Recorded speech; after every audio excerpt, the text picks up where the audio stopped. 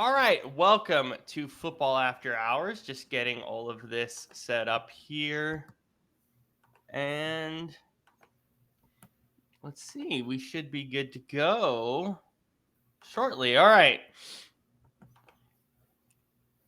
Let's see. All right, yeah, perfect. All right. With Scoop, Will, Adam, Brandon, we are set to go to talk about Super Bowl 43. This is one of the best games ever, guys. This game is so fun. Yeah. And Adam, it's perfect to have you here with us today, Yeah. as you are a Steelers fan. So, what are your I am. memories of this classic? I will say it's the last time I felt joy as a Steelers fan. It's been that long. It's been that long. No, dude. I mean, honestly, so many memories. How old was I at the time? It was the 2009. It was 09 season. So it was like I was 8 years old. Watching this, and no, I just remember like being unbelievably hyped watching it. I have such a vivid memory, specifically of like obviously the two big moments in it, which is James Harrison, 101-yard pick six, and then Santonio Holmes. Just such vivid memories of that, despite being so young and like, oh my god, what a time to be alive. Yeah, Brandon, what is it for you rewatching this one?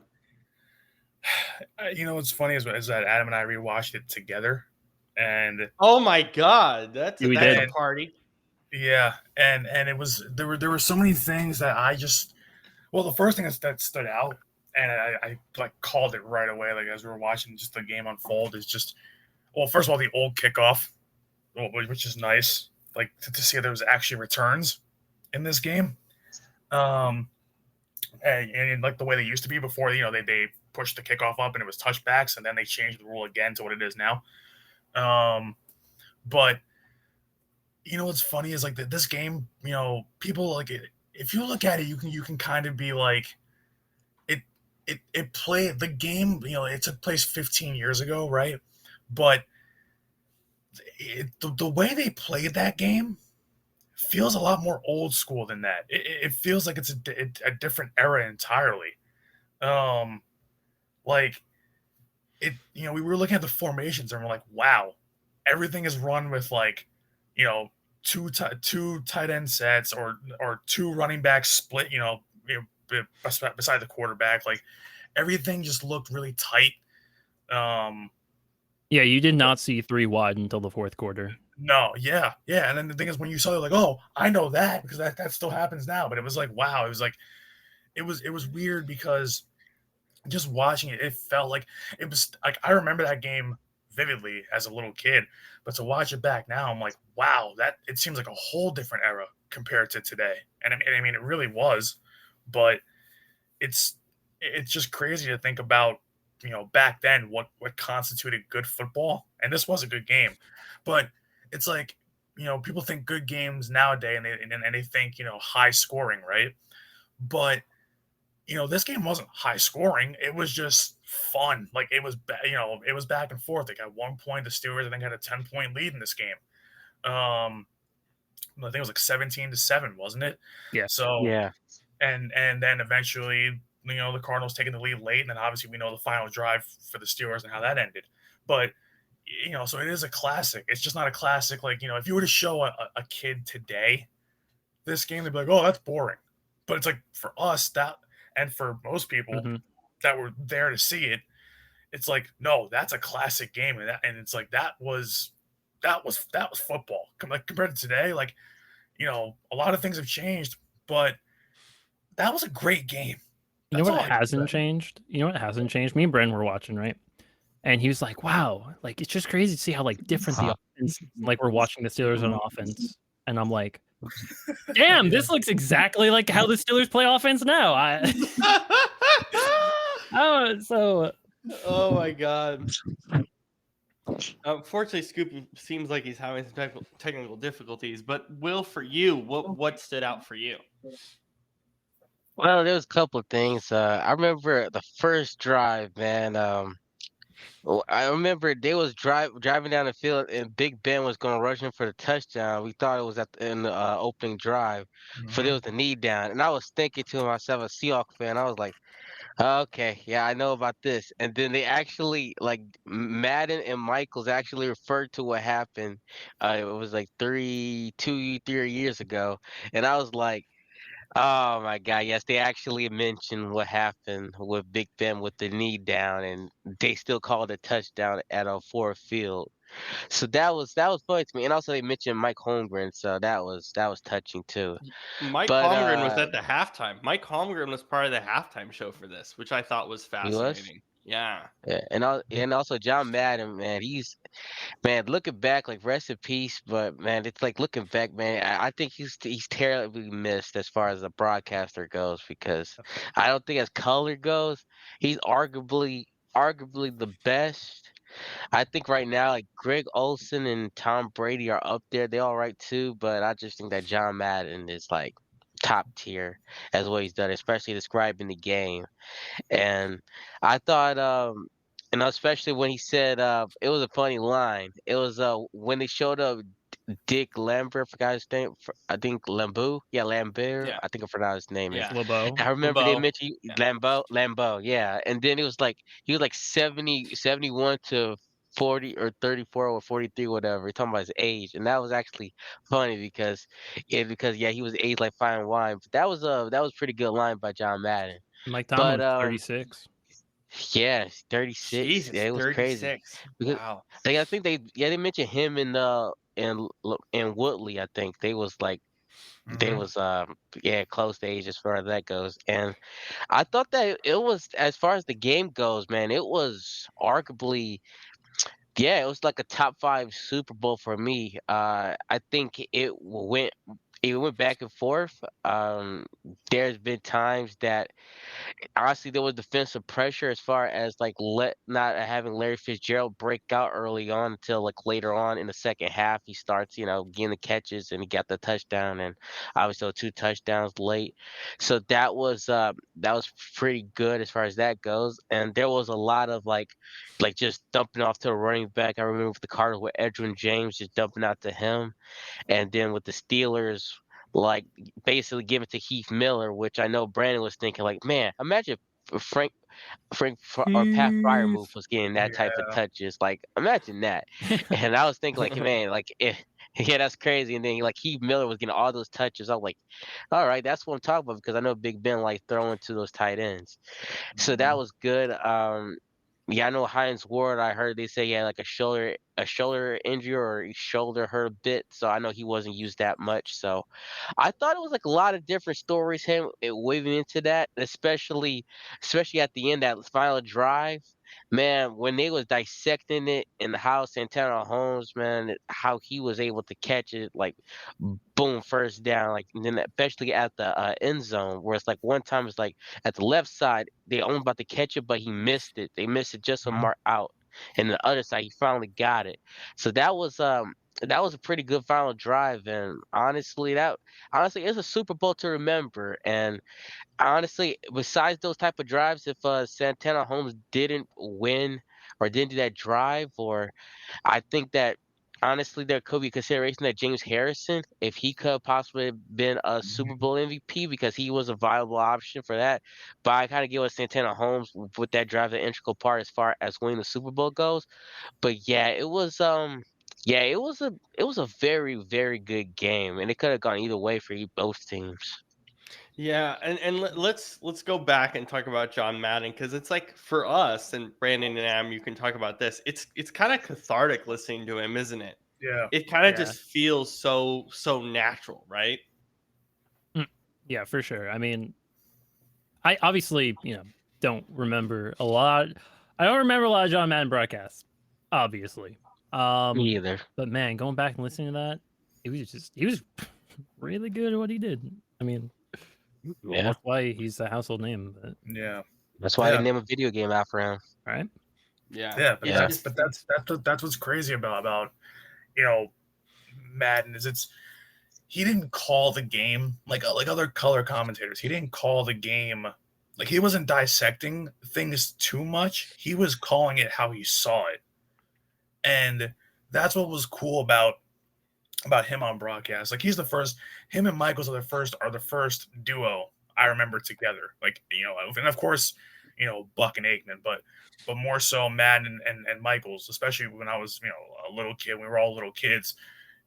Coming home from school, or not coming home from school, but you had homework. You had homework due on Monday, and on Sunday night, you were like, well, I can't miss this game because it's football, but and of course their voices through the TV, were just so great. Everybody talks about Madden and Summerall being together, and of course we weren't alive for that. I mean, we were, but Pat Summerall, rest in peace, he passed when we were toddlers, but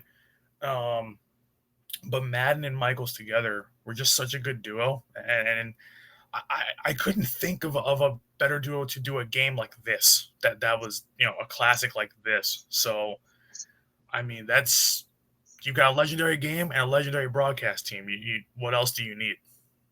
Yeah, absolutely, absolutely. And like Adam, you can speak to this. The running game for both sides. I mean, we didn't really get many passes until the fourth quarter, particularly for the Cardinals. I mean, Kurt Warner, back half of his career, like really back half, but it's kind of that's the most fascinating part to me every time I rewatch this. It's just watching the running games and me like, yeah, we don't really have these kind of smash mouth running style these days. Unless you watch the Pittsburgh Steelers in 2025. Yeah. But yeah, no, for sure. It's such a pass heavy league now, but you see it's starting to fall the other way. Yeah. I was having this conversation with Brandon during the broadcast, while we were rewatching, about how what really determines like the run game is the linebackers, because it was such a run heavy league that you were getting heavier and heavier linebackers that were real downhill smash mouth, right?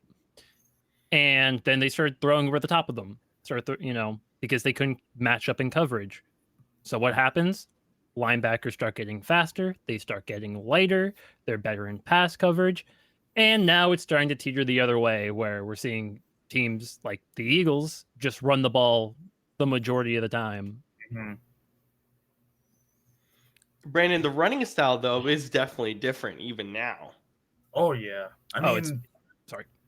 No, you're good, Ed. But it's crazy to look at, especially in this game. Because I believe that for the Cardinals, their running back at the time was an older Edgerrin James.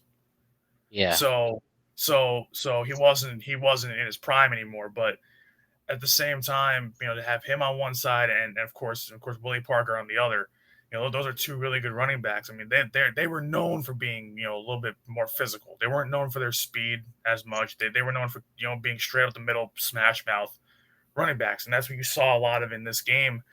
More so from Willie Parker, but because that Steelers defense was not letting Edgerrin James go anywhere for a good majority of it.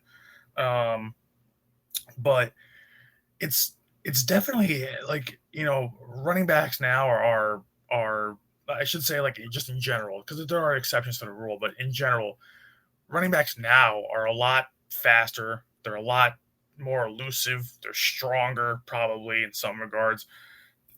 Derrick Henry is a perfect example of that. But yep, you got Derrick Henry, Josh Jacobs, Saquon, even Bucky Irving in Tampa has a different type of running style than what we're used to seeing nowadays. And and now running backs are more so, they can pass, catch, and they can run the football. So it's like back then, a running back was rarely used in a running game unless you're up in the passing game, unless you were just dumping it off because they were the last read in the offense. Now sometimes on a play, they're the first read. So it's definitely different. Like it's definitely different watching this game and just watching a quarterback under center take a snap. And the thing is, there was not many in this game, at least not that I remember. There wasn't many shotgun snaps where they handed off to a running back, or there's no such thing as an RPO. It's under center, hand it off, or under center, play action fake, throw it. And a lot of the plays take a little bit longer to develop back then than they do now. So it's definitely it's a culture shock to watch this game again because it's a little bit different than what I remembered. Even though I knew it was going to be a little bit slower, it's different than what I remembered. But even from everything, the O line play, the running back play, quarterbacks, But Kurt Warner had a hell of a game in this game. It's just that it didn't come out the winner. But that's credit to the Steelers defense just making plays. They beat the crap out of them. But when it comes to just everything about this game, and running game is probably the biggest part of it, I would think. It's just how it just seemed more like a much more brutal game, for lack of a better word. It was much more like physical. Every yard is contested. Every time I saw one of those running backs get a handoff, they had to break like 3 tackles just to get 2 yards. Even in the passing game, sorry to interrupt real quick, but you mentioned it, like even in the passing game, with the one exception being Larry Fitz taking a slant to the house, there is like no run after catch. It's like none. Catch dropped on the spot for both sides. Yeah, there was I know Anquan Bolden had like a huge yard at the first half, I believe. Yeah. But it wasn't many. Like San Antonio Holmes had there was probably you could probably count on one hand how many there were in that game. Versus nowadays, you see it every other drive. It feels like. So it's definitely like that. That's just a testament to how the rules have kind of changed, how defenses, the philosophies have changed. Like there had a lot of things have changed. There are some things that have stayed the same. Like Adam said, yeah, if you watch this game, it looks like the current Steelers offense. That hasn't changed, but it's like. But a lot of things just about this game, it just feel like it's weird to think that it wasn't that long ago. It was 15 years ago. It wasn't like it was 40 years ago. So it's definitely weird to watch this game back, and just for a game that we were alive for and can remember pretty well. That it's crazy how much things have changed. A lot. There's a couple of things I've seen stay the same, but a lot has changed. The craziest thing craziest thing when I'm looking back at this offense, and then I think when Le'Veon Bell and Antonio Brown arrived, that offense really changed drastically in my opinion, because they did air it out a lot to Antonio Brown, or they give it to Antonio Brown and let him do his thing, and then with Le'Veon, of course, he does the every down back, and he was pretty integral as far as running game too. So it really shows like the different dynamic when Antonio Brown and Le'Veon came later on, and before they arrived to the Steelers, that this offense was like this. So it's something to think about. Yeah, Adam, for you defensively for the Steelers, I mean, this is your golden era pretty much. I mean, you guys still, defensively, you're the Steelers. That's what you guys are, especially in that division. But looking back at this era, I mean, it's a golden era for this defense. For sure. I'm sitting there looking at Lamar Woodley and James Harrison, who had won Defensive Player of the Year that year. Brett Kiesel, Ike Taylor back there. Polamalu, my favorite player of all time, Troy Polamalu. I mean, it was fun. It was definitely fun to watch. I think he had a quiet game, right? Troy Polamalu. Troy definitely had a quiet game. He made one really nice play, but I remember he missed one rare open field tackle, and I was like, "Wow, that was crazy." I never see that with Troy Polamalu. Yeah, no. Yeah. One thing that I was kind of shocked about watching the game is that, man, I didn't expect it, but it was still the ref show. The Zebras found their way to make it all about them. They really did. Yeah. I sent you guys a stat at some point in the game. There's 2 really fun statistical variant stuff.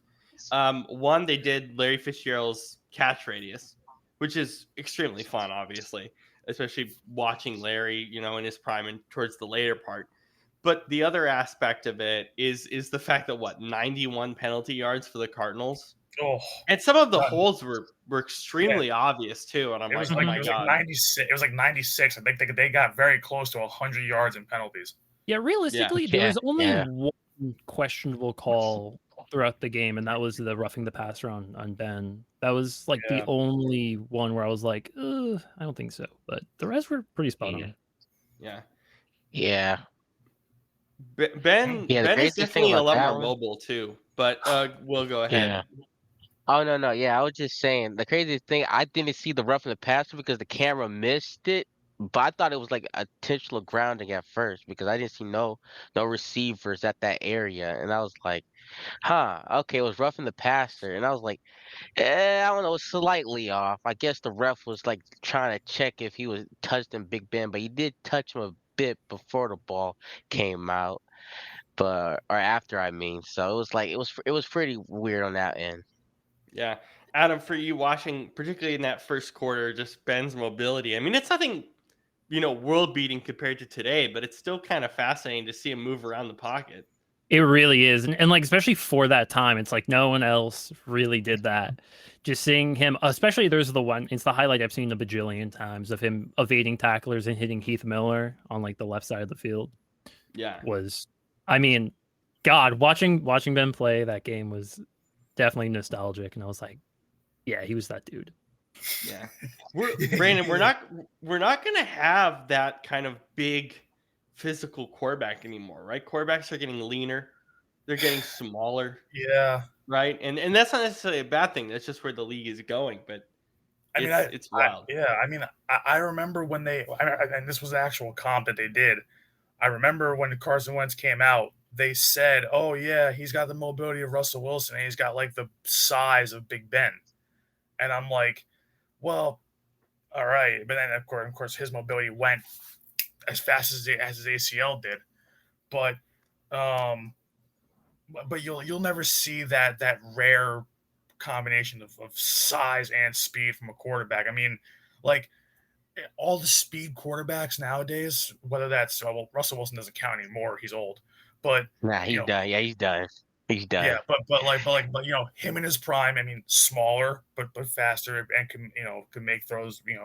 Wasn't the strongest arm, but was a really good arm. And then you got Lamar now. You got Lamar now. Lamar, I mean, he's not beefy. He's definitely on the skinnier side, but he's skinny. He's fast.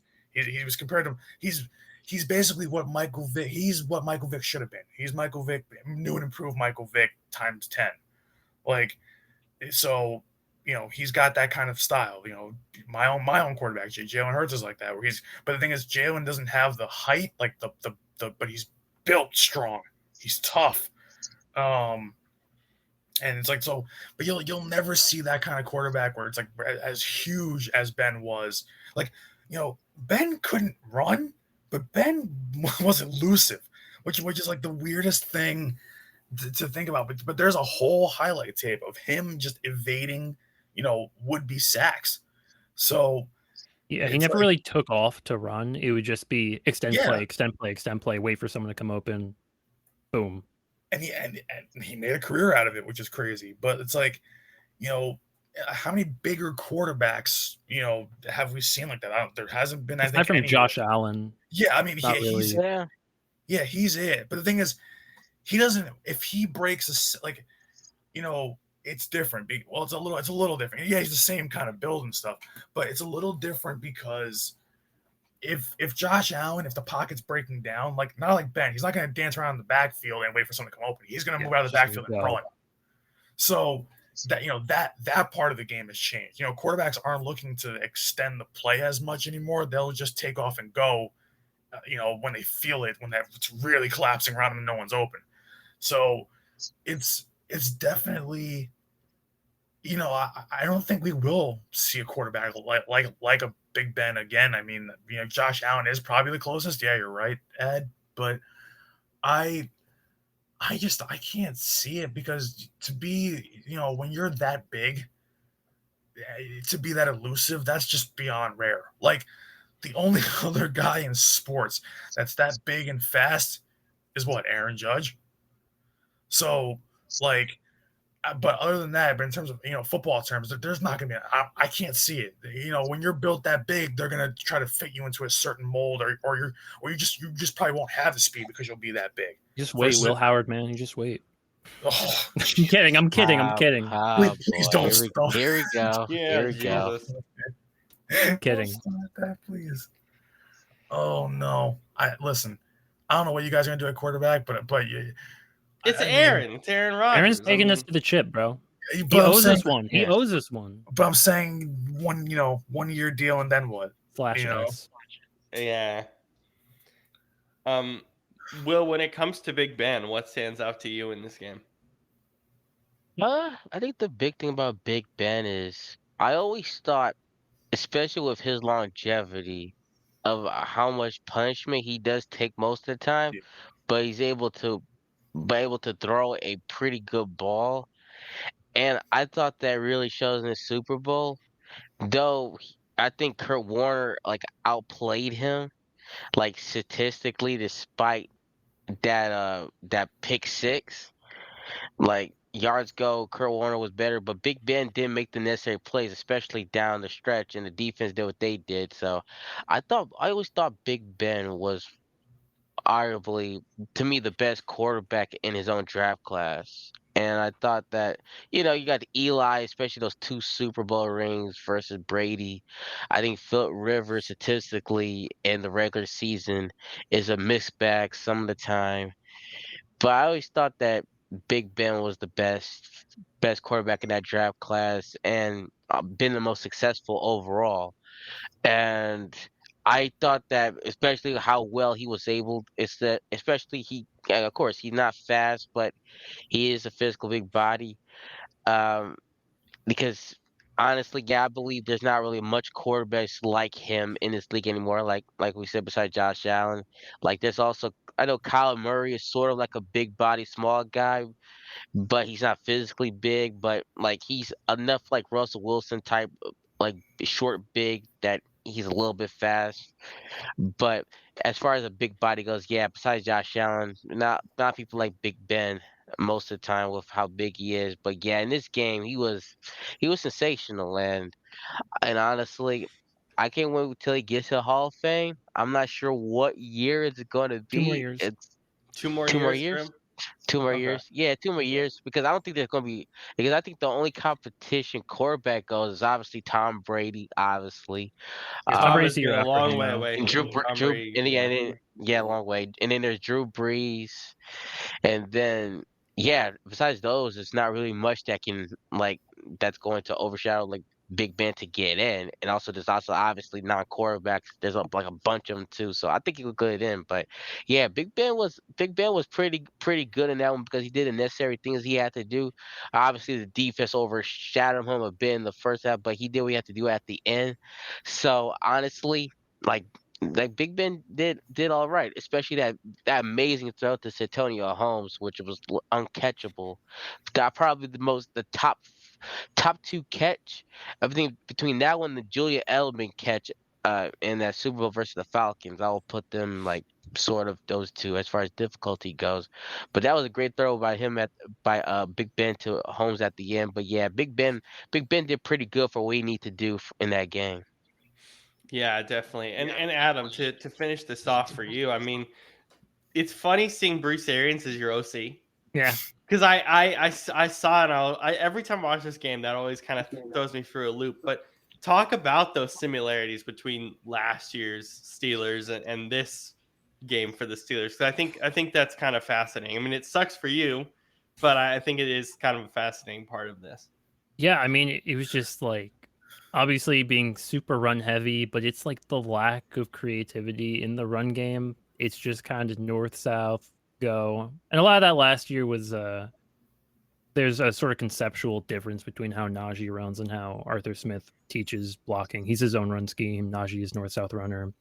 But then also just like no throws down the field, not really like deep over the middle, a lot of just throwing to the sideline.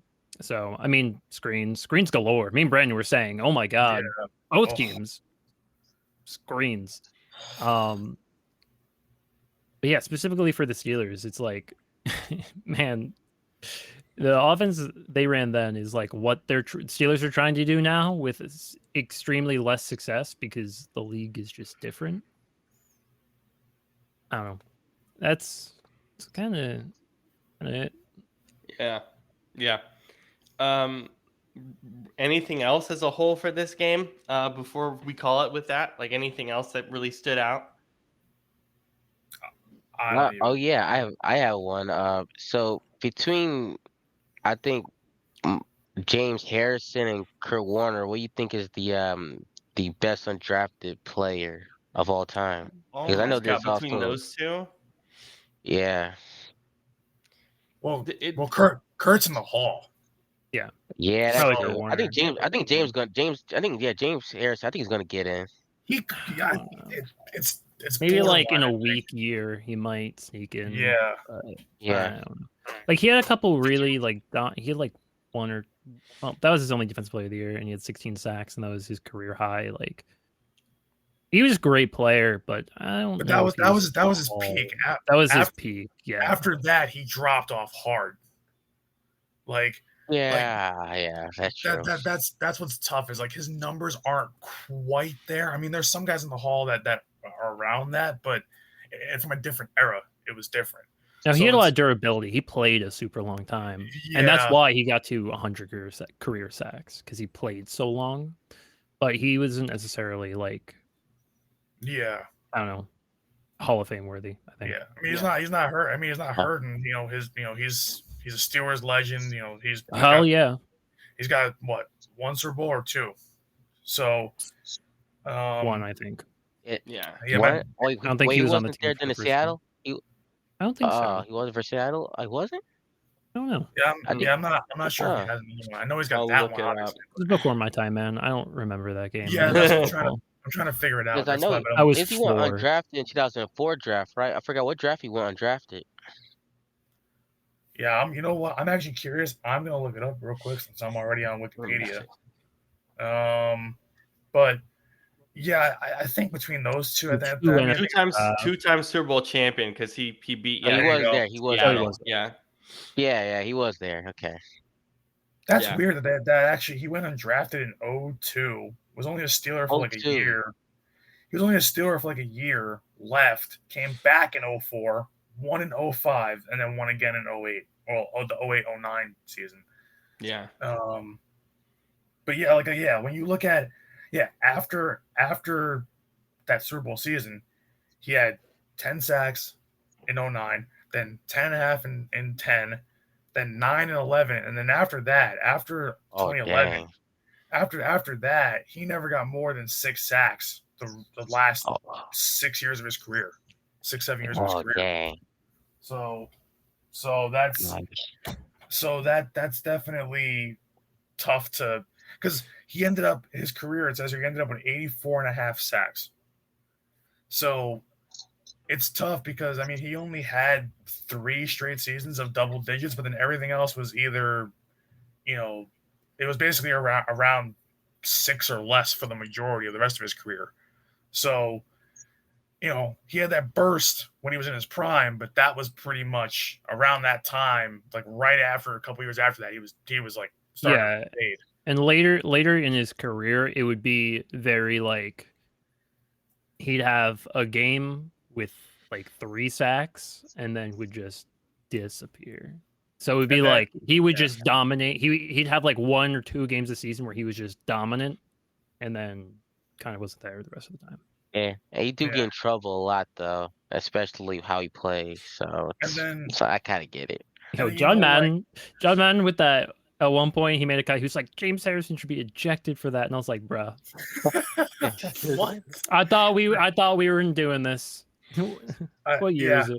I remember that. But you know what's funny is like, and then like on the flip side, since we're talking about Kurt Warner and James Harrison, like Kurt Warner, his career is so interesting because when you look at the numbers, they're not super impressive overall. But then when you realize that he either bounced around to crap teams, was hurt, like those were the 2 big things, is that like was injuries and being on just really bad football teams that just didn't help him. So like when you think about it, the numbers are actually really good for what he had, and especially for that time period, for that time in the NFL, those are actually really good numbers. So like 4,500 passing yards or something like that. They showed his stats that year. Yeah, that year. Yeah, actually, because he played one more year after that, and it actually wasn't that bad of a year after that. But because they actually made the playoffs the following year too. But it's funny, in that year that they lost the Super Bowl, the Cardinals, that's when actually Kurt Warner, he set the record for touchdowns in a postseason, for passing touchdowns in a postseason. He had 11. Wow. So So like Kurt Warner, everybody's like, oh well, the Rams Kurt Warner is so great, right? Because he has the Super Bowl, greatest show on turf.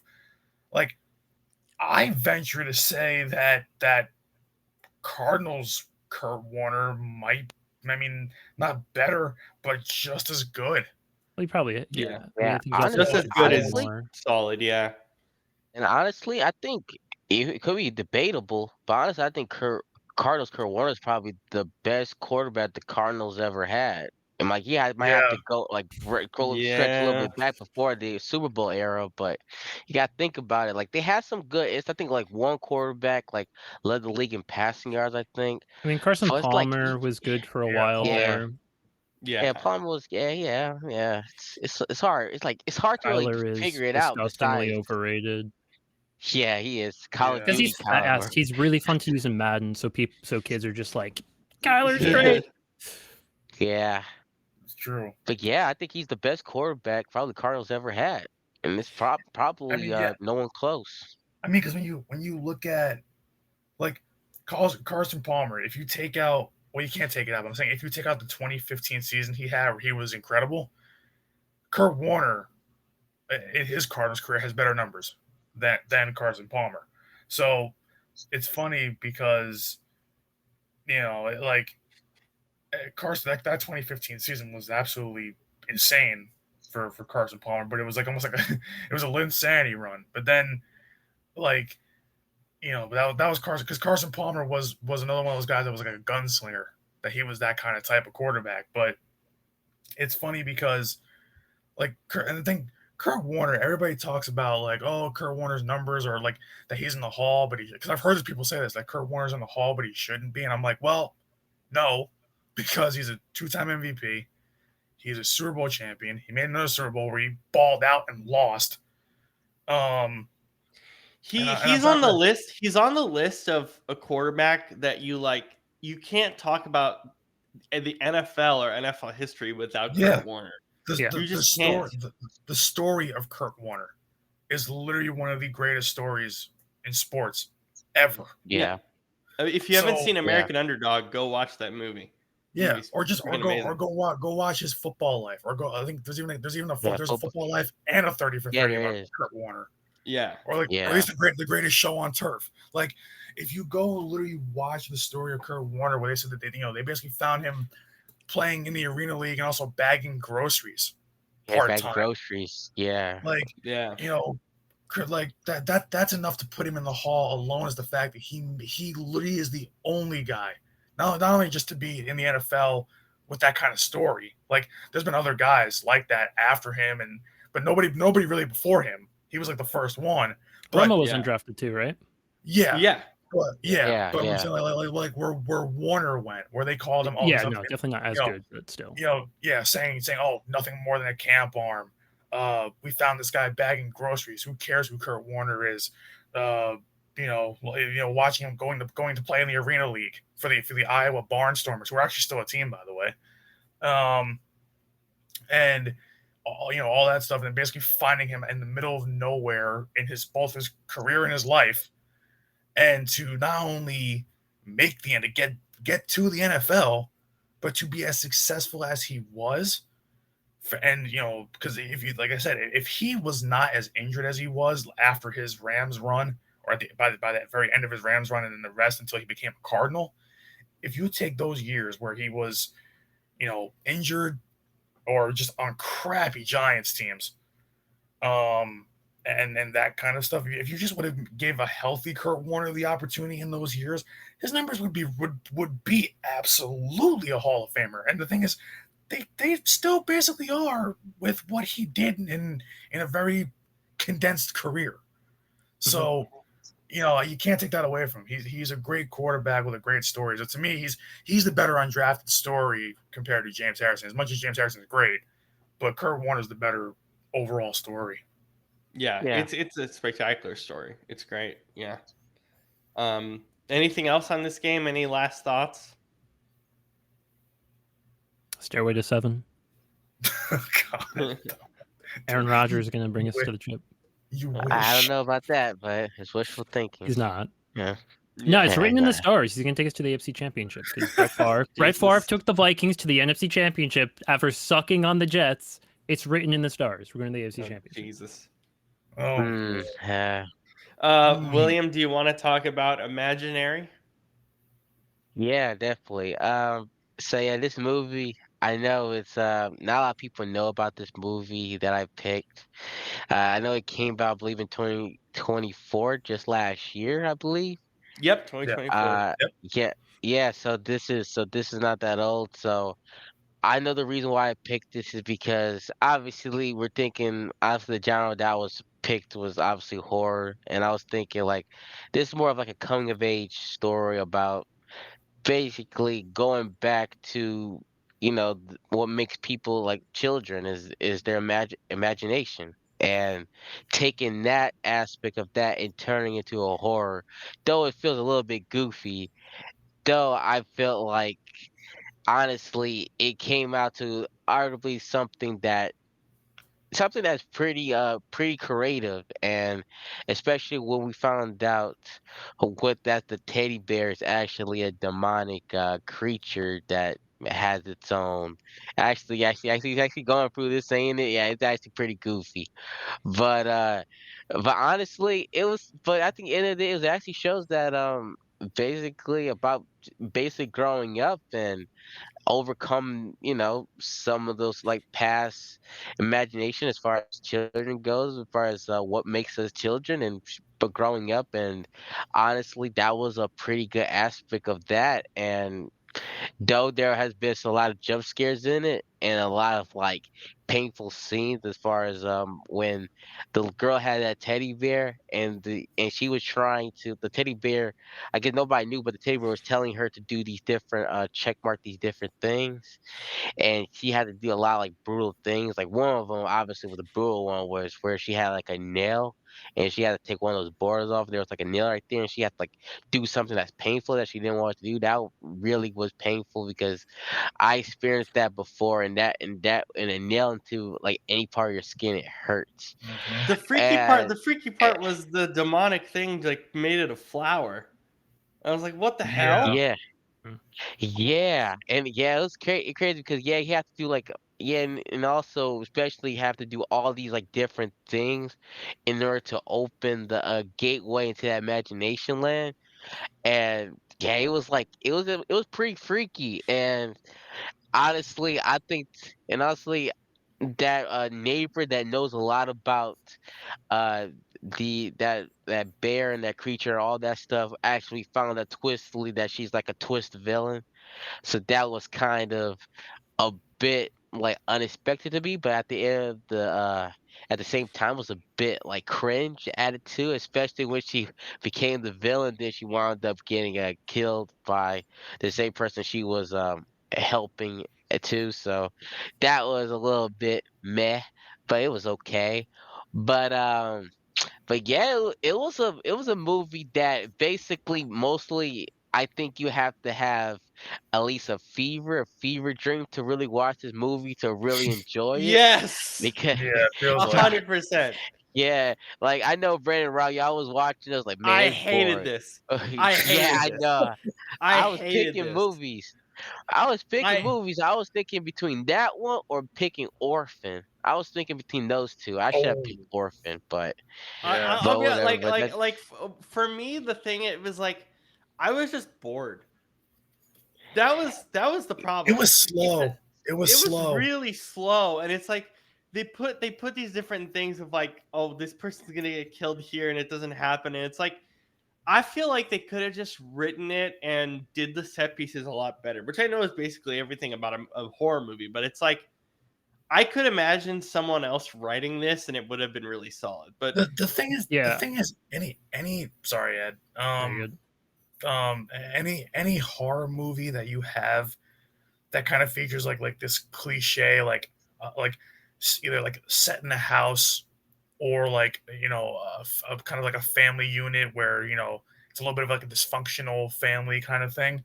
Like anytime you kind of have like these kind of cliches like that, those movies tend to typically be slower, but at least there's like more like creeping fear to this. Like I never felt myself watching this, and I never felt afraid by it, like or like antsy or nervous.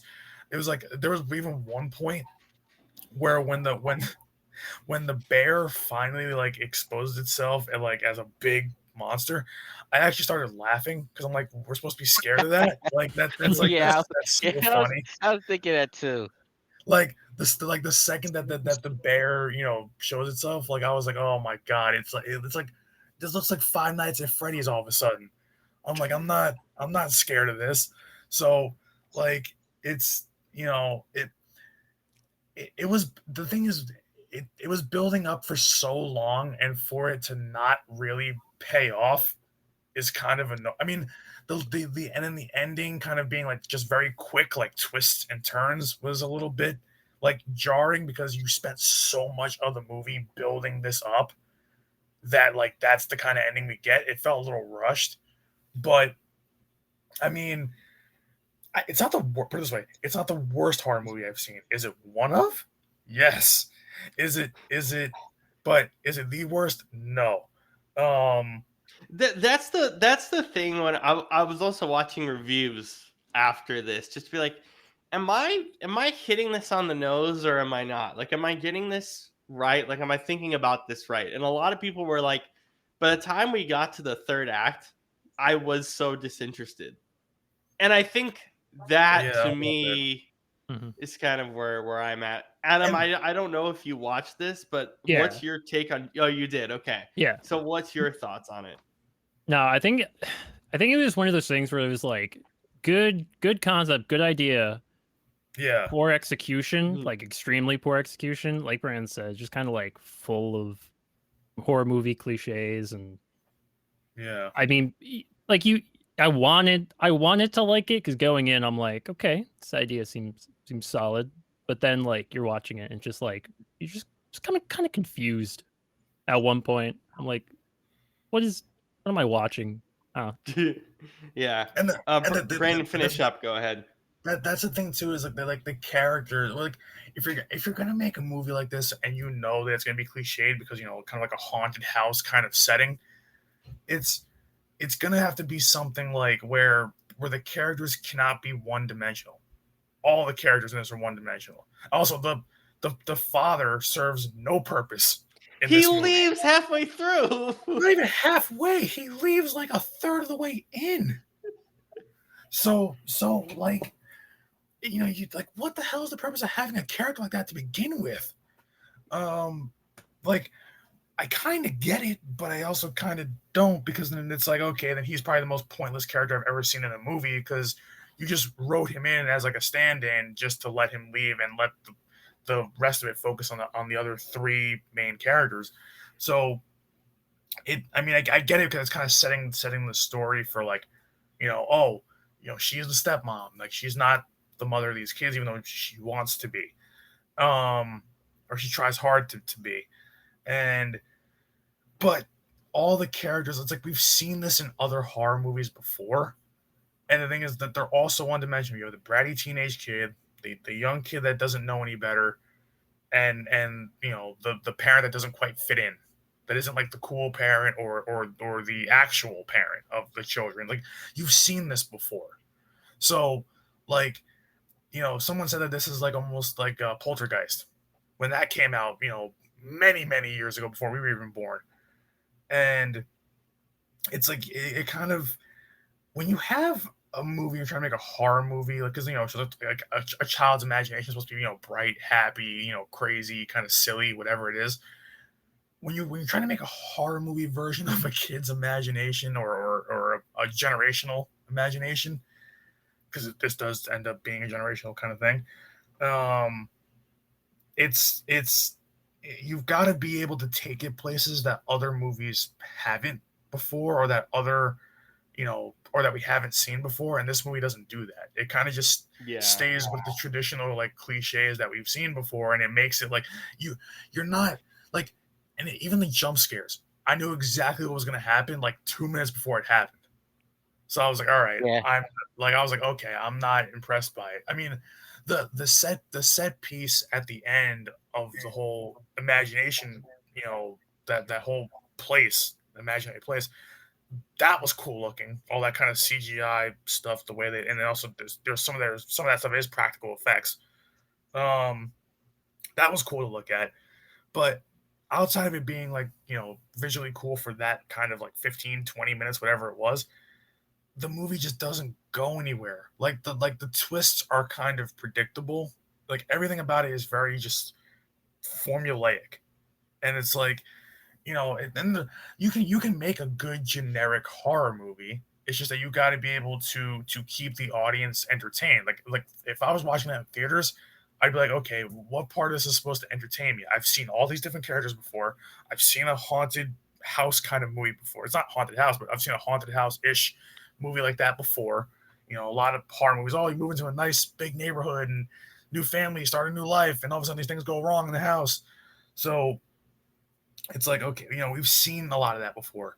So it's tough that like that was good. That would have been a good movie for maybe like 20 years ago, but not now, not last year, 2024. It's like we got to get new ideas, and it just felt like like I said, the only saving grace is that like that last set piece with the imaginary kind of land, whatever you want to call it, and then some of the the background history of what her father did to actually save her and things like that, from being another child taken. Those things were kind of cool and a little sweet, but so that's what saves it for me from being the worst horror movie I've watched, because I've seen one or two that are worse than this, and God, I wouldn't recommend this to anybody. Like at least like if you want to go, like maybe like if you want to just chill out and watch a horror movie, you could watch it. But if I wouldn't recommend this, I wouldn't recommend the other two, and I'll tell you guys about that when we get off of this. But because oh Lord, the other two that I can think of, you don't want to watch at all. So, but the good thing is, Will, you've got more movies for us coming. Yeah, you got 4 more, so we're good. And I know you'll preview them. Yeah, I mean we're gonna preview one before we leave here, but I know you, and I know it can only go up from here. So it's kind of like the Batman thing. We're doing the reverse. We're doing the reverse. Yeah, I went descending. Will's gonna ascend. I also want to add, I didn't actually watch the movie. I was just curious if I could get away with pretending that I watched the movie. Honestly, you probably could. This one's I was like, let me just say a bunch of really generic things, and then we'll see if. But the thing is, it's believable. But the thing is, because it's that generic. Because it's that generic. Yeah, that's how generic it really was. So actually, even if even though you didn't see it, honestly, if you just watch the trailer for it, you'll know. Kind of get the whole like, all right, I've seen the movie. Yeah. What's your rating, Brandon? Well, I mean, what was my lowest for? I mean, Batman and Robin was my lowest, and that was what I gave that like a 3. I think we gave that like a 3. I'm gonna give this a 3 as well. Yeah. I have it at a 3. I'll say 3. I thought it was a 10, honestly. 10 out of 10. Woo! Yeah, 10. All right, it's a 10 out of 10 in your imagination. In my imagination. There we go. Imagination. Oh, man. Oh, Jesus. Will, what's your rating on this? I gotta say 4 out of 10. I just give it a point because I did like the end of it where it's like, oh, you thought she escaped? Nope, she didn't escape. And I was like, and also the weird thing about them with the eyeballs and stuff kind of freaked me out a bit, but I laughed at it at the same time. But I just got to give it that. Yeah, like what Brandon said, the CGI and stuff, the concept, and I guess it didn't execute, but I did like the visual stuff, so I give it a point there. Also, does this movie Loki sounds like wannabe Coraline? Like Walmart yeah, brand Coraline? That's what I'm saying. That's what I'm saying. Like, Caroline was a better concept. But a better concept. Coraline is such a good movie. Yeah. All right. Will, what are we doing next week? Have you decided? All right, so next week? Yep, next week. So next week is gonna be another coming of age movie. I think it's gonna be a different take because he's sort of in like the DC realm, like Batman, but this is more so the different type of popular here in DC, Superman. But it's gonna be like a different turn. It's not like explicitly say it's Superman, but it's sort of like a different take on it. It's a movie called Brightburn. Yeah, Brightburn. I knew Yeah, you All were gonna right. say that. yeah, I'm ready for yeah. Brightburn. I'm ready Yeah, for this. It's gonna be great. Honestly, the only thing disappointing about it is that they didn't build upon it further. I forgot who's the director of it. I was thinking it might be a James Gunn, but I don't think this was James Gunn. No, this is not James Gunn. This is Mark. James he Gunn produced produced it. He it. Yeah, produced this. He produced this, yeah. So honestly, it sucks that they didn't like explore this even further because I don't want to spoil it at the end, but there were going to be some more people that's like this evil Superman, like these different like superhero uh like being as far as like their origin stories go. So I guess they cancel out of nowhere. So, but this was something that's I honestly when you guys watch it, it's gonna be like some of it. It's gonna be a little bit painful to watch, but at the same time, it's gonna be pretty epic. But I'm gonna This, see what you yeah, guys think about it. that's gonna be fun. All right. Well, for Brandon, for William, for Adam, for myself, we'll see you next week for another episode of Football After Hours. We'll see you then. Peace, everybody. Bye-bye. Peace. take care, buddy.